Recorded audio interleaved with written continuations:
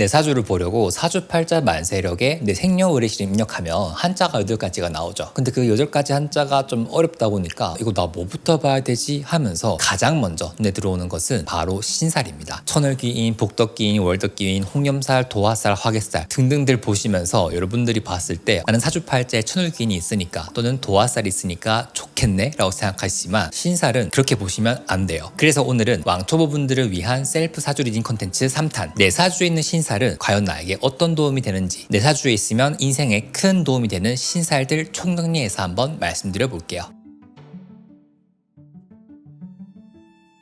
오늘 말씀드릴 신살들은 현대사회에서 잘 활용될 수 있는 신뢰도가 높은 신살들을 많이 가지고 왔으니까 한번 내 사주팔자랑 비교하시면서 보시면 좋을 것 같아요. 오늘 영상 보시면 여러분들 사주팔자에 있는 신살들이 어떻게 작용하는지, 위치별로 신살을 어떻게 해석하실 수 있을지 그 노하우를 알아갈 수 있을 거고요. 특히 오늘 제가 말씀드리는 위치 기준으로 보는 신살은 제가 지금까지 사주팔자를 봐오면서 만나봤던 수많은 임상들을 데이터화해서 말씀을 드리는 거니까 여러분들이 실제로 사주를 볼 때도 도움이 될 거고요. 사주 공부에도 도움이 될 거니까 앞으로도 내 사주팔자 보는 법, 그리고 제가 말씀드리는 사주팔자 보는 노하우가 궁금하신 분들은 구독과 알람 설정해 주시면 감사드리겠습니다. 본격적으로 내용 들어가기 전에 여러분들이 아시면 좋은 사주 리딩 팁 한번 말씀드릴까 해요. 신살은 보통 두 가지로 나뉩니다. 12신살과 기타 신살로 나뉘는데 이 12신살 12가지라는 숫자를 들으면 여러분들이 이제 떠오르는 게 있을 거예요. 바로 사주팔자에 자축, 인묘, 진사오미, 신유술해라고 해서 자수부터 해수까지. 그렇다면 이 12신살이라 함은 이 12마리의 동물과 관련되어 있을 것 같죠. 이 12신살이 뭐냐면 쉽게 말해서 여러분들 사주팔자의 특정한 동물과 나머지 동물 11마리의 관계를 신살의 개념으로 얘기를 했다라 볼 수 있어요. 예를 들어서 사주팔자의 원숭이라는 글자와 호랑이라는 글자는 연마에 관계당한다라 보거든요. 그래서 이런 사주의 케이스는 2028년이 황금색 원숭이라 해서 무신년이라고 하는데 이 무신년에 역마살이 강하게 들어온다라고 보는 개념입니다. 이런 식으로 호랑이를 중심으로 해서 나머지 11마리의 동물들이 배열된다라 볼 수 있고요. 두 번째는 기타 신살이라고도 얘기하는데 얘는 동물과 동물이 아니라 제가 지지난 시간에 말씀드렸던 천간, 즉 사주팔자의 위에 줄에 올 수 있는 한자별로 어떤 한자와 어떤 동물이 만나면 어떤 관계가 된다, 어떤 신살이 형성된다, 그런 식으로 보는 개념이거든요. 그러다 보니까 간목일간에 축토가 오면 천을귀인, 임수일간에 사화, 즉 뱀이 들어오면 천을귀인에 해당한다, 이런 식으로 기계적으로 보기 때문에 신살은 조금 유효성이 떨어진다라고 하는 분들도 계시긴 합니다. 그렇지만 오늘은 제가 여러분들에게 조금 더 유효하게 신살을 보는 법 말씀드린다고 했죠. 사주팔자는 읽을 때 오른쪽에서 왼쪽으로 읽는다라고 말씀을 드렸습니다. 그리고 오른쪽부터 왼쪽으로 인생이 흘러간다라 봤기 때문에 가장 오른쪽은 여러분들의 영유아기에서 청소년기를 뜻하기도 하고 그 다음 왼쪽 칸은 20세부터 37세 즉 청년기를 뜻하기도 하고요. 그 다음 칸 왼쪽에서 두 번째 칸은 38세부터 56세까지 다시 말해 인생의 중장년기를 의미하기도 하고요. 마지막으로 맨 왼쪽은 인생의 노년기라고 봤습니다. 그러면 잠깐만 여기서 한번 생각을 해보자고요. 왜 옛날에 그런 말 있잖아요. 인생의 저마다에 해야 할 시기가 있고 해야 할 때가 있다고. 다시 말해서 10대 때 우리가 열중해야 하는 것들, 20대 30대에 열심히 해야 되는 것들, 40대 50대에 열심히 해야 되는 것들, 60대 70대에 열심히 해야 되는 것들이 좀 다르다라 볼 수 있다면 이 관점에 근거해서 제가 앞서 말씀드렸던 현대사회에서 유효하게 그리고 유리하게 발현되는 신살들은 사주팔자의 칸칸마다 조금씩 의미가 달라질 수 있겠구나라 볼 수도 있겠죠. 그러니까 천을귀인은 사주팔자의 1, 2, 3, 4 이 네 가지 줄 중에 어떤 줄에 오면 제일 좋은지 이런 거를 볼 수 있다라는 거예요. 그래서 앞으로는 여러분들이 사주팔자의 신살을 보실 때 단순히 천을귀인이 있으니까 좋다라고 아니라 어떤 위치에 있으면 가장 베스트인가, 다시 말해 내 사주에 있는 신살이 어떤 위치에 있느냐에 따라서 내 나이 몇 살 때에 더 강하게 작용하는지를 알 수 있겠죠. 그러면 한번 비교해 보자고요. 사주팔자에 공부하고 연습하고 나의 재능을 수련하는 신살이 있습니다. 바로 문창귀인, 학당귀인 이 두 가지를 보거든요. 그러면 이 문창귀인과 학당귀인이 사주팔자의 맨 왼쪽에 있는 것이 좋을까, 맨 오른쪽에 있는 것이 좋을까? 교육을 중요시하는 우리나라 같은 경우에는 인생 말년을 뜻하는 맨 왼쪽보다는 맨 오른쪽, 즉 10대 때 있는 것이 조금 더 공부를 잘할 수 있겠다라고 볼 수 있겠죠. 이런 식으로 조금 더 신살을 유효하게 해석하기 위해서 각자 인생의 나이대를 나타내는 사주팔자의 위치별로 어떤 신살이 있으면 좋은지 한번 정리해서 말씀드려 볼게요. 12신살은 어떤 게 있냐면 겁살, 제살, 천살, 지살, 연살, 월 별살, 망신살, 장성살, 반한살, 역마살, 육해살, 화개살 이렇게 12가지가 있고요. 이 12가지가 다 유효하다기보다는 조금 더 우리에게 익숙하고 유효하게 작용하는 것들은 망신살, 장성살, 반한살, 역마살, 화개살 정도가 있는데 오늘은 특히 장성, 반한, 역마, 화개 이 4가지를 말씀을 드릴 겁니다. 첫 번째는 인생의 초년기에 있으면 좋은 신살입니다. 바로 연주를 뜻하는데 연주는 인생의 초년을 뜻하기도 하지만 가풍, 조상님들, 할아버지, 할머니를 뜻하는 부분도 있고요. 여러분들이 가정 환경을 뜻하는 부분이 있기 때문에 사실 나의 노력으로 뭔가를 하기보다는 나에게 주어진 인생 출발점 또는 그 출발점의 조건이라 볼 수도 있습니다. 그러니까 연주에 좋은 신살이 있다라고 하면 내가 학업에 집중할 수 있고 나를 도와주는 사람이 있고 그 도와주는 사람이 나의 조상이라던가 나의 가풍이라던가 또는 나의 초년의 인복이 많다로 해석할 수도 있겠죠. 이 연주에 있으면 좋은 신살은 첫 번째는 천을귀인입니다. 사실 천을귀인은 어디에 있든지 다 좋은 부분이 있어요. 연주에 천을귀인 있는 사람들은 보통 2가지로 발현됩니다. 첫 번째는 내가 타고난 집안 자체가 남들에 비해서 나쁘지 않다라 볼 수 있고요. 그리고 쉽게 말해서 조상덕이 있다라고 보기 때문에 유별나게 가문의 명예가 있거나 또는 국가유공자라던가 집안 자체가 안정적으로 풀리는 분들이 있다라 볼 수 있는데 사실 이 리딩은 예전엔 조금 더 유효했어요. 왜냐하면 예전에는 가족의 형태가 할아버지, 할머니, 증조할아버지, 증조할머니까지 같이 살았잖아요. 그런데 요즘은 그렇지가 않기 때문에 이런 리딩은 조금 떨어질 수 있다. 그럼 반면에 어떻게 풀릴 수 있느냐? 어렸을 때나 또는 학교를 다닐 때 내가 예기치 못한 사건, 사고에 대해서 크게 다칠 수 있는 이벤트가 있는데 그런 것들을 잘 넘길 수 있고요. 여러분들이 들어보신 말 중에 조상이 도왔다 이런 말 있죠.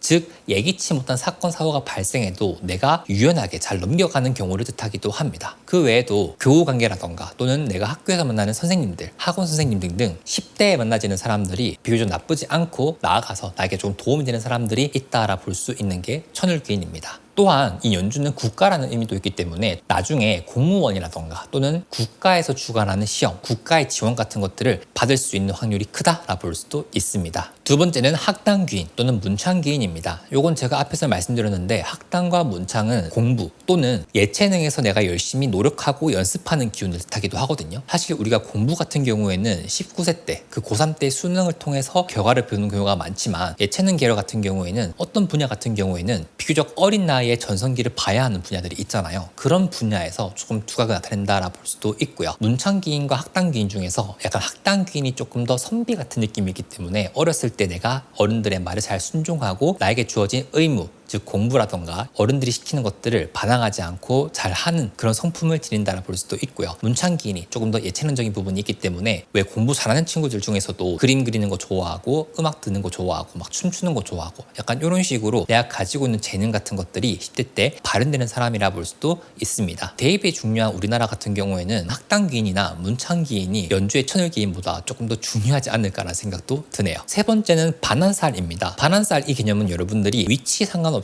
알아두시면 좋은데 이 반한살 뜻이 뭐냐면은 말 안장 위에 올라간다는 뜻이 있거든요. 과거 시대에는 말이 참 귀한 동물이었잖아요. 그 말 위에 올라탈 수 있는 사람들은 어느 정도 인정받는 사람이라고 했기 때문에 반한살은 12신살과 기타 신살을 통틀어서 손에 꼽는 좋은 길살이라고 보는 경우가 많았습니다. 반한살이 사주팔자에 많은 사람들은 심리적으로 안정감을 느끼는 경우가 많아요. 그래서 불안한 환경 속에서도 내 할 일을 잘하거나 책임감을 다하면서 본인의 영향력을 발휘하는 사람들이 많기 때문에 연주에 있는 경우에는 주변의 지지나 서포트가 크다 또는 부모가 나를 부족하지 않게 도와주는 경우가 있었다라고 보기도 합니다. 두 번째는 20살 때부터 38세 즉 본격적으로 내가 사회생활을 하면서 인생의 가장 큰 방향성을 결정하는 월주입니다. 월주는 여러분들의 사회 활동과도 관련되어 있기도 하고요. 또 20세 때부터 38세까지 우리가 이 나이 때 제일 많이 하는 건 뭐죠? 바로 연애와 이성관계 그리고 내가 돈을 벌어가는 방식 즉 구직활동이라던가 사회적 역할을 어떻게 해나가느냐와 관련되어 있기 때문에 이 내용을 위주로 신사를 한번 보자면 첫 번째, 월주에는 조금 돈과 관련된 글자가 있으면 좋아요. 예를 들어서 걸록이라던가 암록 이런 글자들을 뜻하는데 이 사주팔자뿐만 아니라 자미두수 또는 동양철학에서 록이라는 것이 약간 돈과도 관련되어 있기도 하거든요. 그래서 무슨 록이라고 하면 대부분은 돈적인 서포트 또는 지원이라고 볼 수도 있습니다. 근데 이 월주의 돈적인 서포트라고 하면 대부분의 경우에는 본인이 노력해서 돈을 벌어가는 포맷이 많고 현대사회 같은 경우에는 코인, 주식, 부동산 등등 그 시대에 맞는 투자로 진짜로 돈을 벌어 가시는 분들이 많았어요. 그리고 사실 신살이라고 하면 타인이나 외부 환경이 나를 좀 도와주는, 다시 말해서 남들로부터 뭔가 받는 의미가 조금 있거든요. 그런데 이 겁록이든 협록, 압록 같은 경우에는 월주에 있는 경우엔 내가 조금 더 돈을 벌기 위해서 노력하려고 하는 분들이 많다라 볼 수 있습니다. 그 중에서도 걸록을 먼저 말씀드리면, 걸록은 안정적인 직장 또는 스스로의 힘으로 다수성가하는 경우를 뜻하기도 하고요. 모험을 즐기는 것보다는 정해진 정도나 남들과의 경쟁에서 그 결과로 좋은 직장에 들어가려고 하는 경향성이라고 볼 수도 있고요. 또 그렇게 연이 닿는다라 볼 수도 있습니다. 협록 같은 경우에는 내가 어려움에 처했을 때 도움을 받는 것을 뜻하거든요. 월주 자리는 사회생활에 있기 때문에 내가 사회에서 만나는 사람들, 직장 동료 이런 부분에서 인복이 있다라 볼 수도 있습니다. 그리고 그런 지인들을 통해서 도움을 받을 수 있다라고 보기도 하거든요. 그래서 월주에 있는 협록 같은 경우에는 보통 스타트업이라던가 창업을 하시는 분들, 대표님 사주팔자에 있는 경우가 좋아요. 일반적인 직장인도 물론 안정적인 수익으로 가져갈 수 있지만 조금 더 큰 돈이 오고 나가면서 가끔씩 돈이 빵꾸 나는 경우가 있을 거 아니에요. 그런 상황에 맞닥뜨렸을 때 주변 사람들로부터 돈적으로 좀 도움을 받을 수 있는 그런 글자라 볼 수도 있습니다. 압록은 암이라는 글자가 조금 어두운 느낌이 들죠. 다시 말해서 드러나 있지는 않지만 내가 필요한 순간순간마다 돈으로서 도와주는 존재 또는 그런 이벤트들이라 볼 수 있거든요. 압록은 누군가 도와주는 것보다는 약간 상황적으로 도움을 받는 걸 뜻하기도 합니다. 그래서 예를 들어 정말 비유긴 하지만 내가 돈이 뚝 떨어졌는데 길 가다가 돈을 줍거나 또는 정말 우연하게 복권에 당첨되거나 이런 의미를 뜻한다라 볼 수도 있고요. 두 번째는 장성살. 어떤 분들 같은 경우에는 일지라는 자리에 자수, 오화, 묘목, 유금이라는 글자가 있는 분들은 장성살이 당하거든요. 그런데 이 똑같은 장성살이 월제에 있다는 것은 우리가 지난 시간에 얘기했던 병존 구성에 해당하기 때문에 이때는 신사를 떠나서 그 글자가 가지고 있는 특징이 중요해진다라 볼 수 있고, 더불어서 왕제가 가지고 있는, 다시 말해 도화살의 기운이 좀 더 강해지면서 장성살의 의미가 도화의 의미로 더해진다라 볼 수 있거든요. 그렇게 됐을 때 타고난 리더, 사회생활이 중심이 될 수도 있고, 특히 요즘 시대 같은 경우에는 내가 20세 때부터 나의 인기라던가 또는 나의 유명세, 인플루언싱이 커지는 시기, 그래서 SNS나 대중매체에서 남들보다 바이럴 될 수 있는, 알려질 수 있는 흐름으로 가져갈 수도 있고요. 그리고 제가 유튜브 영상 만들 때마다 인플루언싱이라고 얘기하는데 그때마다 도루님 저는 인플루언서 할 게 없다라고 많이들 말씀하시는데, 반드시 내가 인플루언서 될 필요가 없고 내가 만든 상품, 서비스, 컨텐츠, 창작물들이 남들에게 소비될 수 있다라 볼 수도 있습니다. 그래서 도화살은 엄밀히 말하면 외모가 아니라 여러분들의 말과 행동, 그 결과가 유명해진다라 볼 수 있기 때문에 요거를 장점으로 쓰면 굉장히 좋겠죠. 신살의 개념으로 봤을 때 약간 사회생활을 할 때 좋게 발현되면 내가 남들을 인도한다, 남들을 리드하고 나의 주장과 생각을 관철시키면서 직장 생활을 한다라 볼 수도 있지만, 안 좋게 발현되면 독단적이거나 이기적이다 또는 어떤 모종의 이유로 남들에게 구설을 탄다라 볼 수도 있습니다. 그렇지만 저는 인플루언싱과 구설수는 같이 갈 수밖에 없다고 생각하거든요. 그래서 여러분들이 어떤 포맷이든, 여러분들의 외모든 여러분들의 매력이든 콘텐츠든 남들에게 알려질 수 있는 기회가 있다면 한 번쯤은 내가 내 인생의 비장의 무기로 남겨둘 수 있는 카드다라는 생각이 들어서 월지 장성살은 이렇게 잘 쓸 수 있다라고 생각을 해서 넣었고요. 역마살도 비슷한데 일지라는 칸에 인신사해라는 4가지 한자가 있는 분들은 무조건 12신살 중에 지살에 해당하게 됩니다. 이 지살과 정반대인 살이 있는데 그게 바로 역마살이에요. 근데 이 역마살이 월지에 있다는 것은 다른 말로 하면 이미 그 사주팔자에 일지와 월지가 충이 되는 관계라 볼 수도 있거든요. 예를 들어서 내가 일지가 인목으로 타고난, 호랑이로 타고난 사주팔자 같은 경우에는 아까 제가 역마살이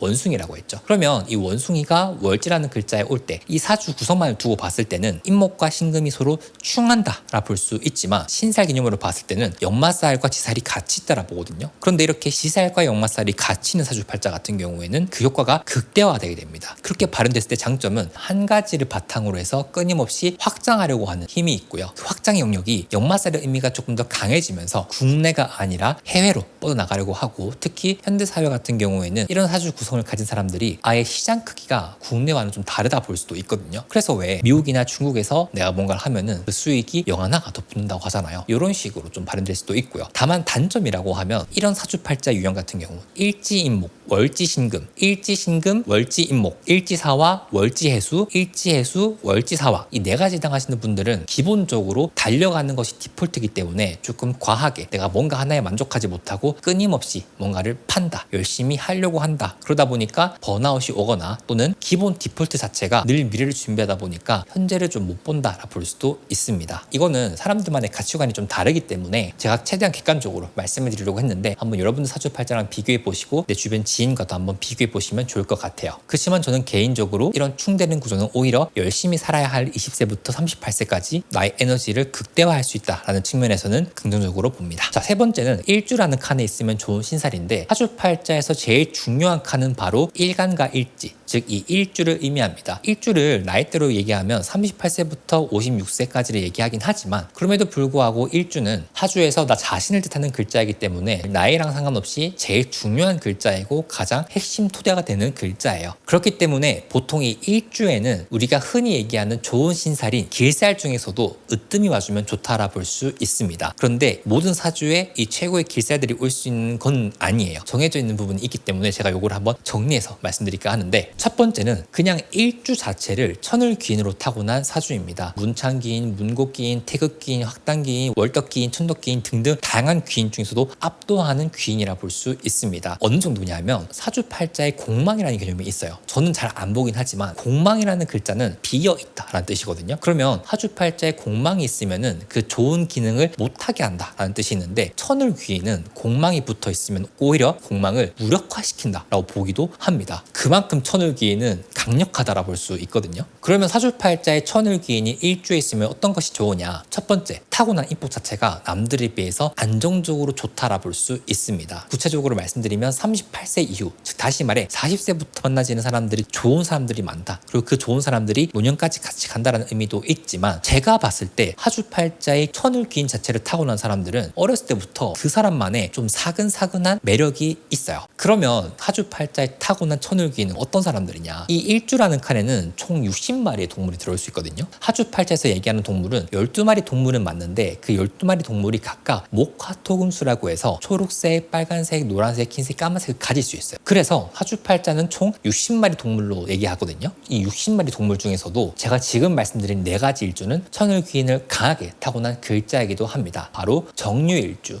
정해일주, 계묘일주, 계사일주, 요렇게 4가지인데요. 이 4가지 중에 하나라도 해당하시는 분은 내가 타고나길 천을귀인을 가지고 있다라 볼 수도 있는 겁니다. 특히 정유, 계사는 천을귀인이 돈 쪽으로 발현되는 경우가 있어서, 정유는 기본적으로 예체능을 하거나 내가 잘하는 일, 반드시 학문 쪽이 아니어도 내가 좋아하는 일로 큰 돈을 벌 수 있는 흐름으로 가져갈 수 있고, 지금은 아닐지라도 38세부터 갑자기 하는 일이 바뀌면서 인생이 좋게 흘러갈 수 있는 흐름이라 볼 수도 있고요. 계사일주 같은 경우에는 어렸을 때부터 남들보다 안정감 있는 직업, 미래 지향성이 있는 직업, 미래에 전망이 좋은 직업들을 선택해서 커리어를 천천히 쌓으면서 큰 부자가 되는 경우가 많고요. 그래서 보통 계사일주분들이 전문직들, 예를 들어 한의사라던가 또는 세무사, 회계사, 변호사 등등 사자 들어가는 직업이 굉장히 많다라 볼 수 있고요. 나머지 2개인 정해일주, 계묘일주는 기본적으로 타고난 인복이 있는 글자이기도 하고, 특히 정해와 계묘가 사주팔자 구성에 따라 조금 다르긴 하지만 계묘는 조금 더 이성적인 매력이 있어서 보통 배우자 복이 좋다라 볼 수 있는데, 요즘은 아무래도 조금 늦게 결혼하다 보니까 배우자 복을 배우자 복으로 쓰는 게 아니라 조금 더 일과 관련된 복으로 쓰는 분들이 많더라고요. 그래서 예를 들어 내가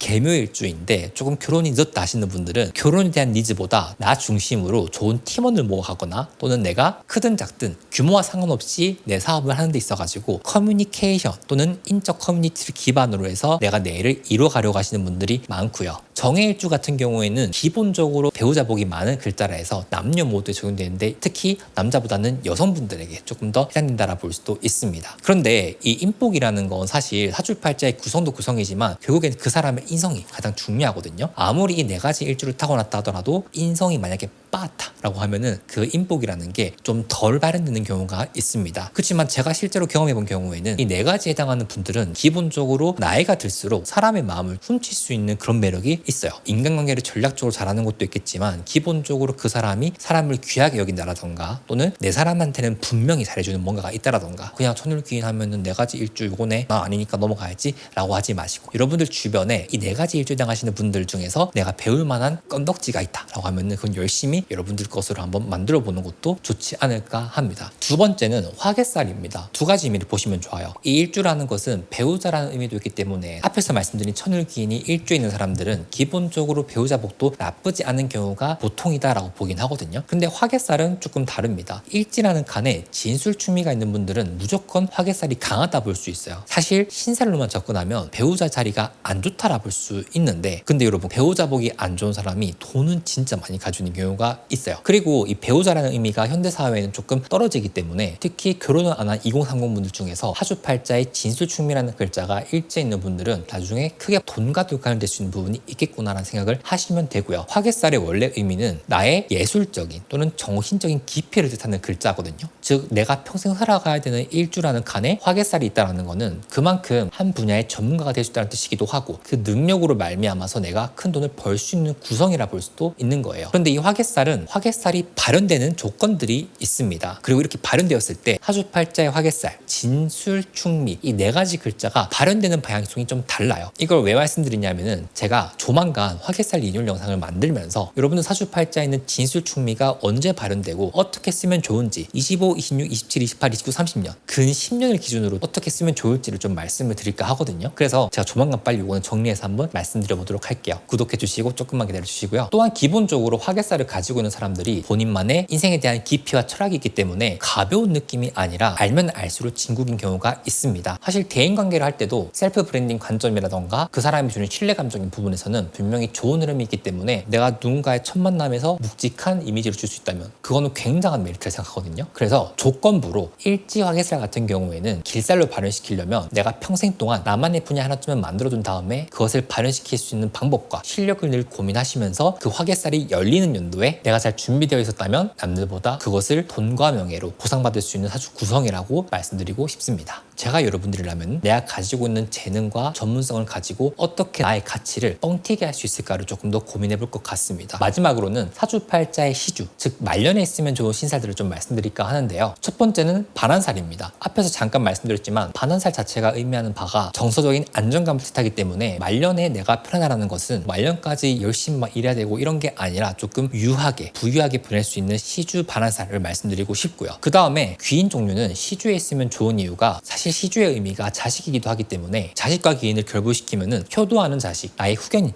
또 있고요. 요즘은 또 결혼을 안 하니까 자식이 좀 없을 수도 있잖아요. 그래서 이 자식이 요즘에는 내가 만들어낸 작품, 컨텐츠라고 보기도 합니다. 그래서 나중에 나이가 많이 들어가지고 나의 예술활동이나 창작활동 덕분에 대박난 경우들이 있을 거예요. 그러한 경우에는 보통 시주에 귀인이 많다라 볼 수도 있고요. 학당귀인, 문창귀인 모두 공부를 할 수 있는 귀인인데 사실 말년에 공부를 한다는 거는 그만큼 환경적으로 뒷받침되면서 내가 편하게 공부할 수 있는 의미도 있기 때문에 시주에 있는 귀인들은 대부분 안정감을 암시하는 신살이라 볼 수도 있습니다. 그래서 오늘은 사주팔자 신살 중에서도 여러분들이 유효하게 보기 위해서 단순히 이런 신살이 좀 잘 맞아요 라고 말씀드리는 것이 아니라 조금 더 치밀하게 여러분들의 나이대별로 사주팔자의 위치별로 조금 더 유효한 신살에 대해서 말씀을 드렸습니다. 그 외에도 백호대살, 괴강살, 양인살, 현침살 등등 여러 가지가 있긴 한데 물론 이 살들도 사주팔자의 구성에 따라서는 굉장히 강하게 사용될 수도 있긴 하지만 이 살들은 위치보다는 그 의미 자체가 조금 있기 때문에 제가 오늘 말씀드린 것보다는 조금 더 유효성이 떨어진다라 볼 수 있거든요. 그래서 우선 오늘은 현대사회에 조금 더 유효하게 작용하는 신살을 말씀드리다 보니까 제가 위치별로 신살을 특정시킨 게 있는데 그만큼 유효하고 뾰족하게 여러분들이 읽을 수 있을 테니까 오늘 내용도 한번 참고해 주시면 좋을 것 같고요. 실제로 오늘 내용은 제가 사주팔자를 감명할 때 가장 마지막 순서로 보는 신살 본법에 대해서 조금 적용해서 말씀드린 것도 있습니다. 처음에 들어올 때는 조금 힘들 수 있겠지만 오늘 제가 말씀드렸던 각 기둥별로 뜻하는 사주팔자의 의미와 신살을 배치하면은 여러분들이 조금 더 다양하고 입체적으로 여러분들의 입장에서 더 풍성하게 이해할 수 있을 것 같다는 생각이 들어가지고 오늘 내용 준비했고요. 다음 시간에는 아까 말씀드렸던 화개살 본법에 대해서 한번 자세하게 말씀드려보도록 하겠습니다. 전 도화돌이였고요. 사주팔자는 직접 보시면 좋을 것 같습니다. 다음 시간에 뵐게요. 여러분 안녕.